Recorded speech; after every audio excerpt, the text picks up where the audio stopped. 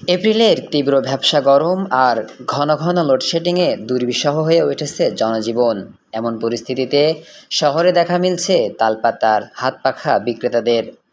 তাপমাত্রা বাড়ার সঙ্গে সঙ্গে বাড়ছে মানুষের ভোগান্তি।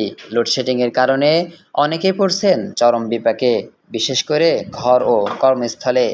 এমন অবস্থায় শহরের বিভিন্ন এলাকায় দেখা যাচ্ছে তালপাতার হাতপাখা বিক্রি করতে স্বল্প মূল্যে পাওয়া এই পাখা অনেকের কাছেই হয়ে উঠেছে স্বস্তির এক সহজ সমাধান।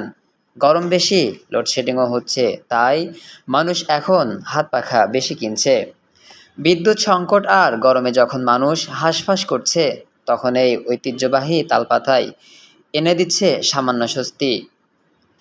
বিদ্যুৎ সংকট আর গরমে যখন মানুষ হাঁসফাঁস করছে, তখন এই ঐতিহ্যবাহী হাতপাখা এনে দিচ্ছে সামান্য স্বস্তি। আধুনিকতার এই সময়ে এসেও বিদ্যুৎ সংকটের কারণে মানুষকে ফিরে যেতে হচ্ছে পুরনো সেই তালপাতার হাতপাখার কাছেই। গরম ও লোডশেডিং পরিস্থিতির উন্নতি না হওয়া পর্যন্ত এভাবেই স্বল্প উপায়ে স্বস্তি খুঁজছেন সাধারণ মানুষ।